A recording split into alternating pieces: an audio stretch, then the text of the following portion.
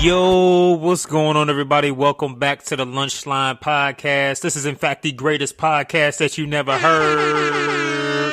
Hey, look, man, y'all need to go ahead and start telling people about the Lunchline Podcast because I feel like this is one of the best podcasts around. And, you know, the beauty about the Lunchline Podcast, and me, your host, Jay Mitch, is that this podcast is all about growth. Like, we like to grow and we like to evolve as people. And we always about being honest with who we are and being honest about the world around us, the things we go through. Y'all know I always, try to keep it a buck with y'all about everything, man. And that's just the thing that we promote here, man. So hopefully the Lunchline Podcast has been beneficial to you.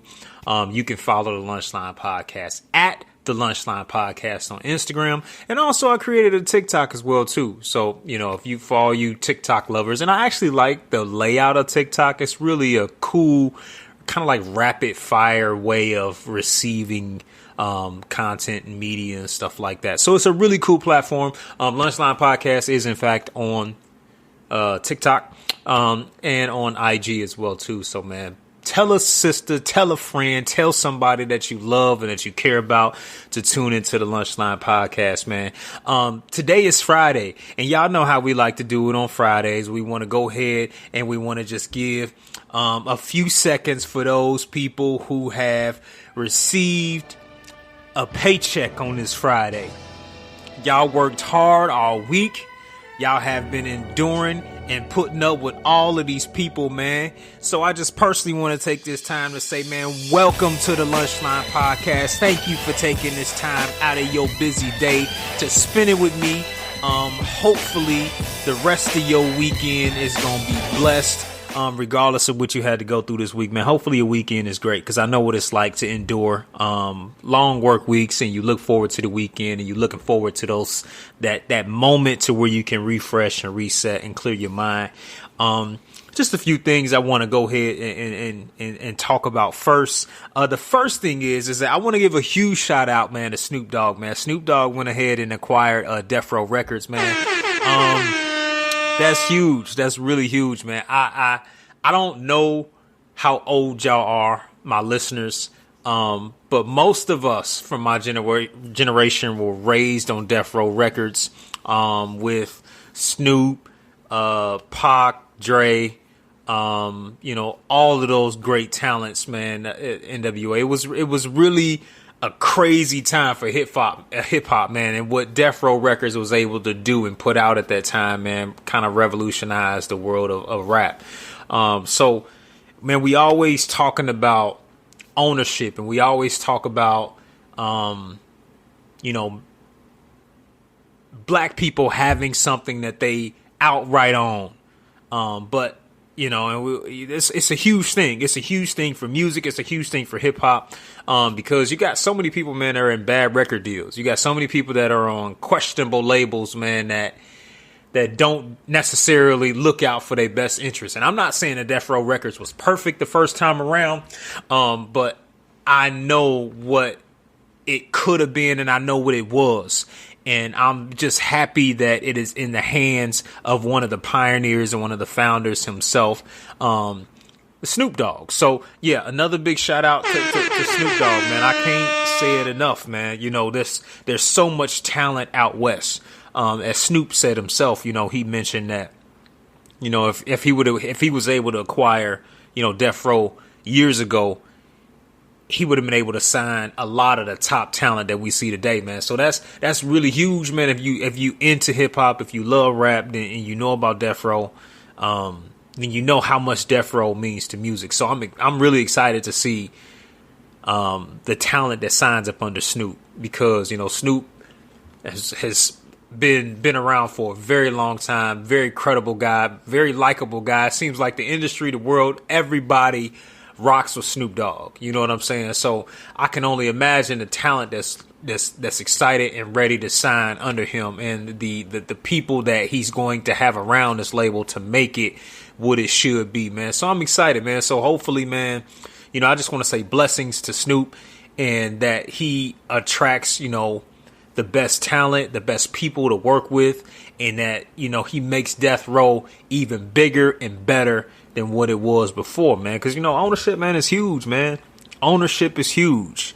Ownership is huge. And when I saw it, I was like, yo, this is huge. Like, I don't understand how huge this is, man. You got so many people that are under these record labels, man, that are owned by people who don't mean them any, who don't mean them anything good. You know what I'm saying? And it's just time to kind of take back. We always talk about taking back. We always talk about doing for our own, setting the terms of what we want. And that's exactly what I believe Snoop Dogg is going to be able to do, man. Oh, so once again, another big shout out to Snoop Dogg.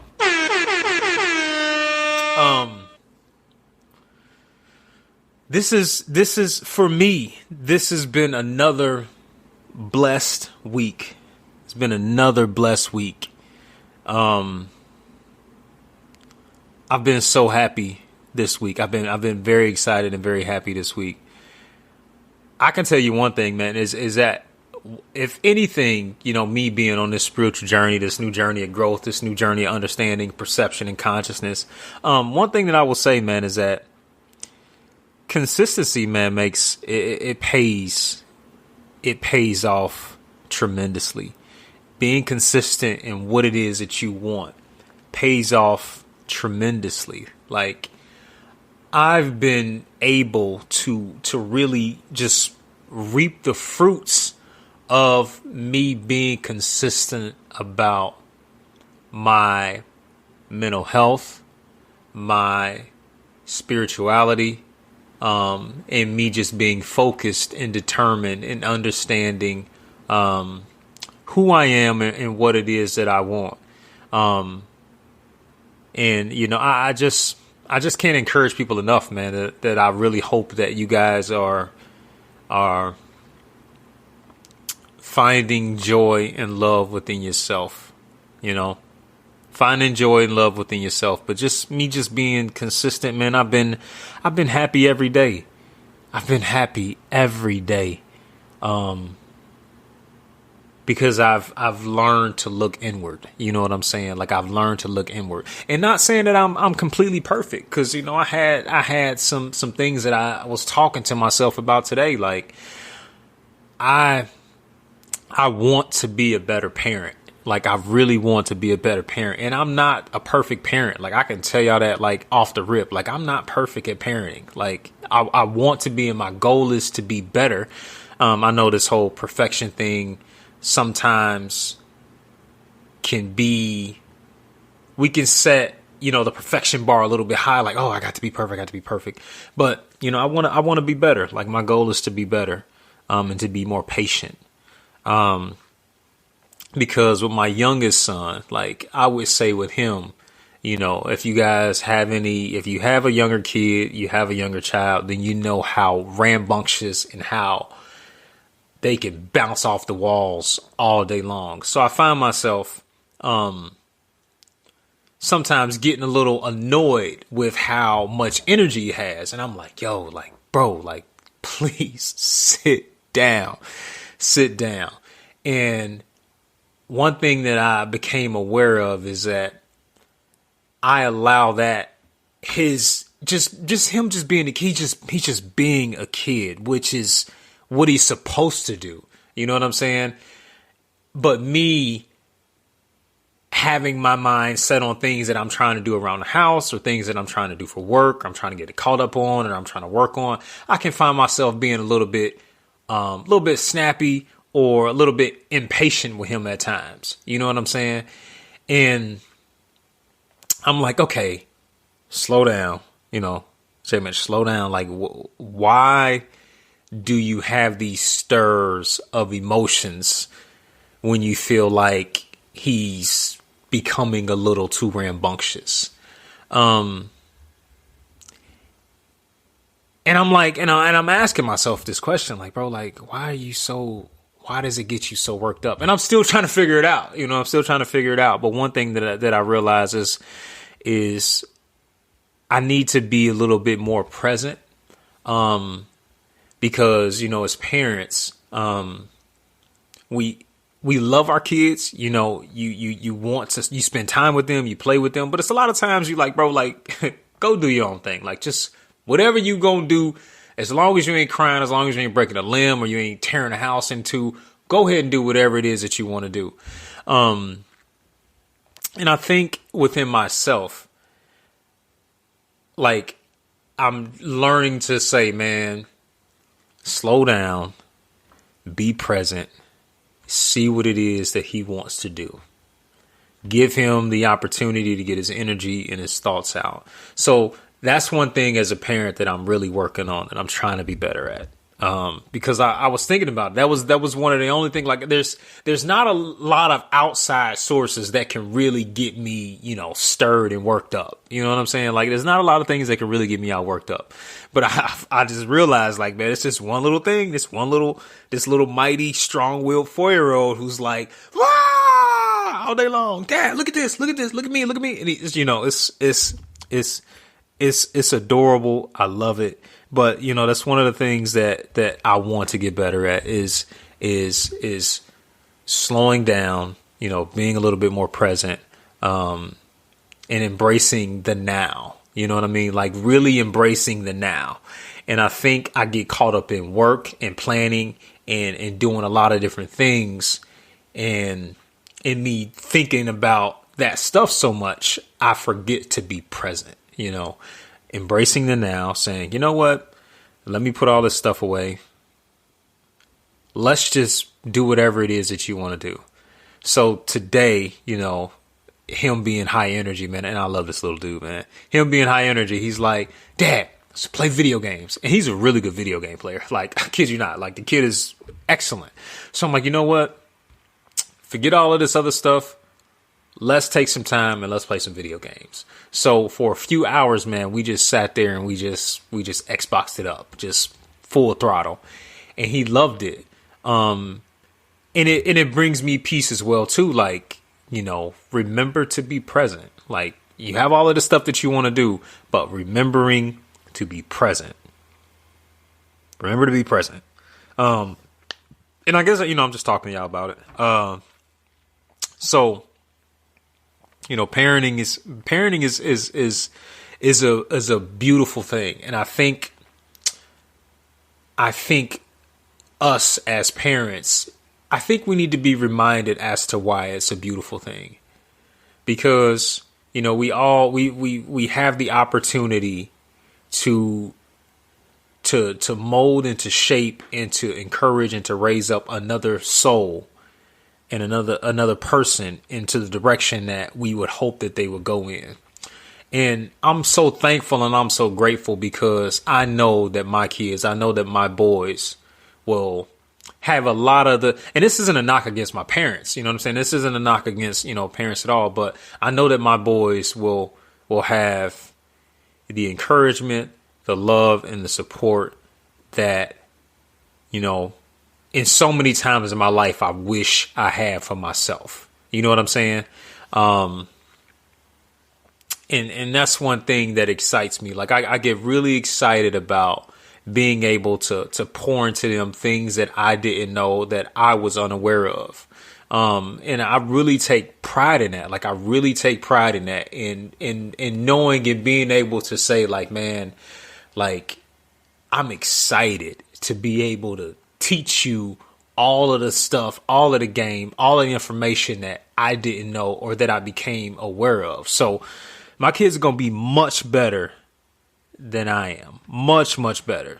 Just being conscious. And, you know, my older boys are into sports now.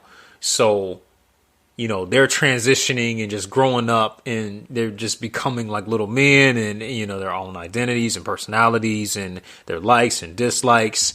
And, you know, it's funny. Another thing that's just funny about, you know, parenting, man, is that, you know, if you have older kids, you know, they kind of step into this really like cool phase to where, you know, they kind of feeling themselves and, you know, they're not little kids anymore. And so they got this whole like swag or whatever it is that, you know, they got this little swag or whatnot. And, you know, if you have older kids that are close in age, then, you know, how that situation can sometimes get a little interesting at times, because being close in age means it's going to lead to a lot of fights. You know what I'm saying? A lot of bickering, a lot of fighting, just about whatever. Me and my brother fought. I'm pretty sure my nephews fought. My sons fight over some of the most ridiculous things. But one thing that I like to tell my boys that, you know, it wasn't necessarily encouraged to me and my brother all the time was like, listen, man, for whatever reason y'all feel like y'all need to fight, I understand y'all have y'all differences. I understand sometimes you get into it. But one thing that I'm not going to allow is I'm not going to allow y'all to sit here and completely just destroy each other verbally or mentally or physically, because life is very long. Life is very, very long, and you guys are going to need each other more than you know, because it's a big world out there. It's a lot of things that you guys are going to face. I would rather you guys face those things together as a unit than to face them apart. And, you know, my oldest boy, you know, his little brother wants to kind of like just tag along and do whatever it is that he's doing. And he kind of gets annoyed. You know, he gets annoyed by it. Like, oh, my God, like, bro, like, why he always want to do everything that I want to do? And I'm like, man, just chill, man. Like, listen, man, like, you got to understand, like, he's younger than you. You know, he's just seeing what you want to do. And he just wants to do it too. You know, the thing that you can't do is tear him down or make him feel bad about him wanting to be a part of the things that you're doing. Instead, man, you should encourage him to be himself. You know, don't make him feel bad about the things that he likes to do. He's trying to he's trying to find his way, just like you're trying to find your way. So, you know, I say, I don't know why I'm telling y'all this. I just say that to just say, man, like parenting is beautiful. It's helping me to become a better person, and I'm excited where I'm going. I'm excited about getting better at parenting as well too, man. So to all the parents out there, I know that it's difficult. I know that it's challenging. I know that it's a blessing. I know that it's wonderful. Just keep at it. You're doing a great job. And after, like, you know, once I realized what I was doing with my youngest son, you know, I immediately was like, okay, this is what you need to do better. But at the same time, you're doing a great job. Like, you're doing a great job. Like, you have the will and the desire to be a better father, and that's enough to applaud yourself over. So I always like to, like, I'm rehearsing, learning to, when I correct myself or when I work through something mentally, I follow it up with okay, that's good. You wanting to be better is good. You wanting to be better is something that you should be excited about. So that's just something that I do. I always try to make sure that I'm edifying and reconfirming to myself that, yo, like, shit, man, like you rocking out this thing. Like, this is beautiful. This is beautiful. This is what's to be excited about. And so it's just another form of, like, self-love. You know what I'm saying? Like, it's another form of self-love. Like, you know, looking at a situation, analyzing it, breaking it down, coming up with a solution on what it is that, you know, that's bothering you or whatnot, whatever it is that's affecting you. And then, you know, stepping into it, talking it out, and then just, you know, edifying and building yourself up. Like, for real, like, that's a healthy part of self-love. Like, it's a healthy part of self-love. Like, for real. Yeah. So, you know, that's not what I intended to talk to y'all about, but I just felt like, you know, felt like talking to y'all about it. On a side note, and this, we're gonna switch gears a little bit. We're gonna switch gears a little bit. Bruh. As of the last few days, you know, I seen a post about a popular rapper, man, you know, talking about his experience in the Gucci store. and it's Jim Jones. If for those of you who haven't heard, and Jim Jones was in the Gucci store, and I guess he was having a bad experience with, the employees and the staff, and they were feeling mistreated or discriminated against, which is not cool and shouldn't happen. The thing that I would say is, it's like, when it comes to Gucci, when it comes to shopping at these very expensive stores, if that's your thing, I'm not gonna knock you for shopping at Gucci. Like, I understand you wanting to wear nice things, but at the same time, you have to understand that as a black person, as a person of color, as a person who is marginalized and mistreated for whatever reason, or mistreated in so many different facets and aspects of life, you got to understand, man, that when the companies that we idolize and the companies that we love so much as black people, those companies were not created with us in mind. Yes, true, we're responsible for giving them all the hype, responsible for making them very popular, but we got to understand that it goes back to the same situation, which is those brands were not created just for black people. They were not created for black people, right? And honestly, I mean, I don't understand I don't understand why people pay $10,000 for a purse or a bag or whatever, but I get it if that's your thing. But you got to understand that these places were not created with you in mind. They were not established for your people. They were not established for us. So I say that to say, like, what is the solution to the problems that keep bothering us? What is the solutions to that? What are we going to do to address the problems that keep bothering us? So if we know, as conscious people, as conscious black people, as very smart people, if we know that there's an establishment, or if there's a group of businesses who do not like dealing with us because of the color of our skin, or they know that we're going to be mistreated in that establishment just because we're black, I don't care if the employees there are black or not, you got to understand that those type of environments have an idea of the type of people that we are. So again, my question is, what is going to be the solution? Are we going to keep trying to go in here to buy stuff just to look fancy to other people and show them how much we got, or show them how well we're doing? Like, there's got to be a solution. So are we going to shop elsewhere? I know we've been pushing really hard for the last couple of years, buy black, support black. Are we going to commit to that? Are we going to say, okay, let's establish our own luxury brands, because there's a lot of black luxury brands that are out there. Are we going to make them as popular as Gucci is? Because in all reality, y'all, like, we really just following the name. Like, we really are just following the name. We're really just following and supporting a family of people. And this family of people have become so powerful and impactful to black people's image that we can't break free of it almost.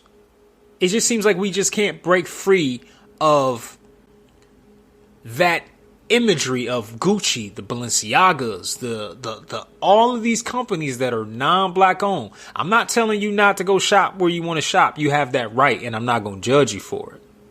But at the same time, you have to understand that if we, the people, set the terms for what's popular, then how come we won't renegotiate within ourselves and within our community what's going to be popular? Right? Gucci. It's really just a name. And I know a lot of people love them. I know a lot of people love Saint Laurent. I know a lot of people love all of these very, very expensive brands. But if the people are the ones who give brands value, then that means that we can take the power that we have given that brand and we can reestablish who gets the value. We can take it back and say, okay, well, there's a few black-owned brands, and there are a few brands that we prefer, that we want that appeal to us. Because think about it. If black people are giving Gucci, Balenciaga, Polo, if y'all still wear that, whatever, if we are the ones giving the value to that company and we're giving them billions of dollars, imagine what some of the top black designers out here could do with that type of capital. In our reality. Like, it's not that when you talk about Dapper Dan was one of the pioneers for fashion in New York City. He's ones that set the trends on. He's the one that made it popular.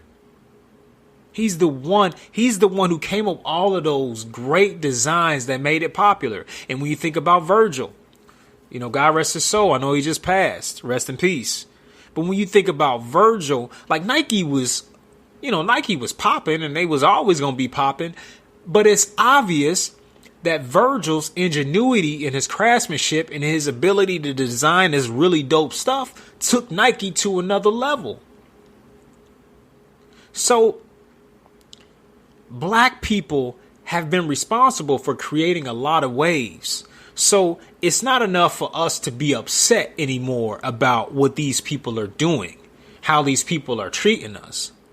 Because at the end of the day, in our reality, we are consumers within their world. We're just consumers. We're not owners. That one situation with Jim Jones is not going to discourage 50,000 black people from stopping at Gucci. Why? Because the hunger and the desire for the status symbol has superseded the morality and how we should conduct ourselves and what we should support. So we got to take a step back from the image or the need for the image of something, right? Like I understand looking good, and I understand looking, being clean, wearing your Sunday's best. Like, I get it. And I'm completely for fashion. I love clothes too. Like, I like to look real good myself when I do step out every now and then. But we got to understand, like, we have to draw a line somewhere, because we can't keep getting upset about how everybody is doing, how everybody is treating us, or how everybody is discriminating against us. We have to look at it and say, okay, what can we do to step back and assess the situation, figure out how we can move forward as a community to not only just keep giving money to other families, but how can we start to circulate the money into other designers? And because a lot of these waves, do you realize that a lot of the waves and a lot of the trends that are created, that a lot of these trends that are picked up by these fashion companies are originated within the black community? So a lot of these styles, like when hip hop when hip hop first met or meshed with those brands, like it changed the fashion world. It changed the fashion world. So I think it's time that we assess how we want to approach this, because us complaining about it is really not going to change anything. Except we just got to change the way we think about it. Like, we got to change the way we think about it. If you making millions of dollars a year, there ain't no reason why you should be. I don't need you. I don't need you. We don't need you. Virgil didn't need Nike. Nike needed Virgil. You know what I'm saying? Louis Vuitton needed Virgil. Virgil didn't need Louis Vuitton. Are you serious? This guy, I'm telling you, the stuff that he was able to do in such a short amount of time with Louis Vuitton was incredible. So it's obvious that our influence, our ingenuity, our knack for creating trends and waves is second to none.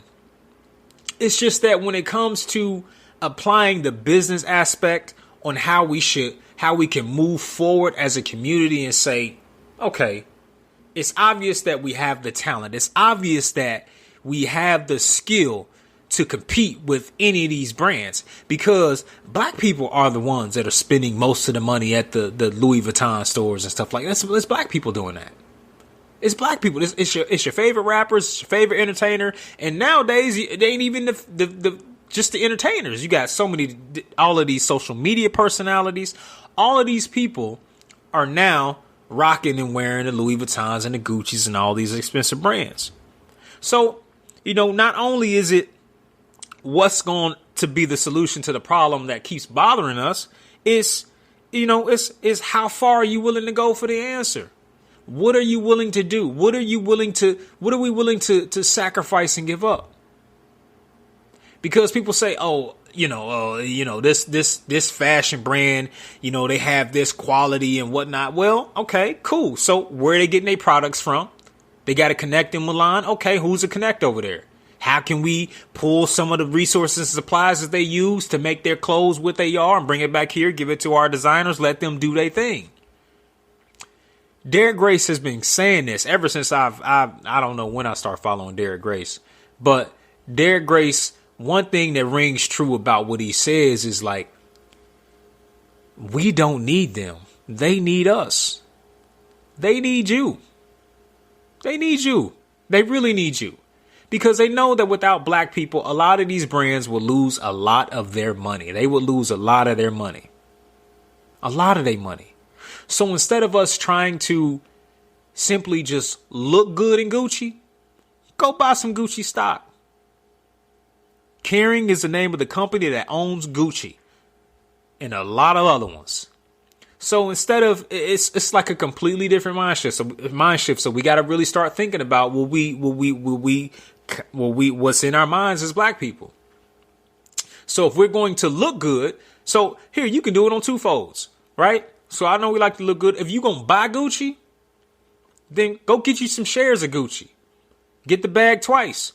So not only if you're going to spend $50,000, $100,000 in Gucci, $5,000 in Gucci, then shit, go ahead and drop $5,000 or $6,000, $7,000 in Gucci. So when you go to the Gucci store and buy their merchandise, you essentially you're profiting on the back end as well too, because you own shares of Gucci. So it's really just a shift of how we do things. It's time to, if we gonna play the game, then we got to play a little bit smarter, right? If you're spending all of your money, and this goes for Nike, this goes for Express, wherever y'all like to shop at, any company that is on the stock market, that's under a parent company. I don't care if it's Old Navy or whatever. So any place that you like to shop the most, it can be Target, it can be anywhere. Okay, I like to shop. I know y'all love Target. Target is like the gold standard for a lot of y'all, and I ain't knocking y'all. But if you like to go spend a lot of money at Target, then look up, get on that stock market, see how much Target shares are going for, put you some money down on there and say, okay, well, now every time I go to Target, I'm actually benefiting myself on the back end. I have a piece of ownership. I own a piece of Target. You follow me? So it's just the change of the way that we go about doing things, right? So I'm not saying that, I know in my mind that all black people ain't just gonna stop shopping at wherever it is they shop, right? But if we're going to continue to participate and be such overwhelming consumers who are responsible for, thousands or billions and billions and trillions of dollars that we spend every year just in all of these different places, then it's time for us to own a piece of these companies as well too. It's time for us to own a piece of these companies as well, because it's time for us to stop just playing the consumer game. It's time for us to just stop complaining about what these folks are doing to us. Okay, y'all, okay, it's cool because I own Gucci, whatever. It's cool. Like, I ain't just I spent $100,000 in the Gucci store, but I spent $200,000 on Gucci stocks a few weeks ago. So I own a piece of the company, essentially. That's a real flex. That's a real boss move. We want to talk about being bosses. We want to talk about leveling up. Well, that's how you level up. And it's like I said, it's not just with Gucci. It's with Target. It's with Kroger. Any place that you shop. It's look at how we can own things. How we can own things. You know, and that's one of the things that I want to pour into my children. It's like, bro, like, I know y'all like getting drippy, man. I know you like your Forces and your Jordans, but listen, it's better to own Jordans instead of owning Jordans. It's better to own Nike, a piece of Nike, instead of just owning Nike. It's better to own Gucci or carrying instead of just owning Gucci. You feel me? So, you know, I say that because I want better for us. I say that because I want better for our people. And I know we can do better. We just got to think about these things. You know what I'm saying? Like, you know, keep doing what you're doing. Keep looking lavish because I know we some fly people. You know what I'm saying? I know we look good. But we just got to change our mind with how we approach these things. And as far as, you know, I've always talked about, you know, beauty supply and stuff like that. Like, there's this, you can go on any social media site and find at least 300-400 black women who sell lip gloss, who hair, whatever. It's so many supplies out there that shit. Like, we damn near, I don't know why. Do we still need to go to the hair stores? Like, for real? Like, just being honest. So I just really wanted to give, you know, y'all and us and, you know, our people something to think about. You know, it's time for us to have a solution to the problems that we complain about, you know. And those solutions, the solutions that we so crave, are not always going to come from outside sources. It has to come from the people who are being discriminated against, who are being treated differently, which is us. So what are we going to do? What are we going to change? You know what I'm saying? So that has to start with something as small as, okay, all right, if I'm going to shop at Gucci, then damn it, I'm going to make sure I own a large chunk of Gucci, you know, in the market. You know, so stuff has to change. Like, it definitely has to change, man. And that's what I want to encourage y'all to do, is to really think about this stuff, man. Like, really think about this stuff, because it's not enough to just keep looking flashy and to keep looking, looking fly for what? We take it off, throw it in the pile, and it ain't the same thing the next day. You know what I'm saying? Like, it's just, you know, it's time to shift our minds. You know, I want y'all to still look fly. I want us all to still look fly, but we just got to stop being so victimized. You know what I'm saying? And really elevate our thinking and elevate our minds and say, okay, cool. I ain't too worried about, you know, whatever it is. Y'all can say and do whatever, but it's cool because I know that I own you, right? If black people just got in and say, okay, we're going to stop shopping at y'all stores, but we're going to go ahead and take a chunk of y'all stock, it would really shift some things. It would really shift a lot of things. And I know you can't wear stocks. I know you can't wear Nike stocks, but at the same time, you have a bag in an investment that's racking up, you know, like Tesla and all of this stuff. All of these companies, man, we can't keep getting left behind by just being consumers and trying to look good. It's okay to look good, but we got to change our mindset about, you know, money and ownership. So that's just something that was on my heart, man. I just wanted to just have that conversation with y'all, man. So this is the Lunchline Podcast, man. As you know, we keep it short and sweet, man. I want y'all to get back to doing whatever it is that y'all doing today. But y'all take care. Have a blessed week. Love on your family, man, and love on yourself. More importantly, man. That's what it's about here, man. Check on your loved ones. There was a celebrity who, and I'm gonna say this and get out the way. There was a celebrity who committed suicide a few days ago, and I really didn't know much about her before then, but it really affected me in a way because, the way that she took her life, and you never know what somebody's going through. So I want everybody to know that you're not alone in how you feel. There is somebody somewhere going through something that is very similar, if not exact, to what it is that you're going through. It's okay to talk about how you feel. If you can find somebody, anyone, a hotline, anybody, there are people who care. There are people that are willing to listen if you are, in fact, going through something. If you're having a hard time mentally, you're feeling down on yourself, you don't feel loved, find somebody to talk to. Try to talk to somebody, anybody. Try to find somebody to talk to. You're not by yourself. So check on your people, send out a text, ask them if you're okay. Ask them, how you doing? You need anything? I'm here for you. Whatever. Meet up with people, share love, be love.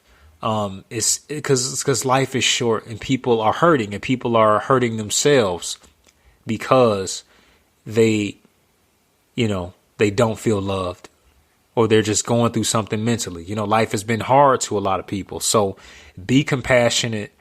Try to be understanding.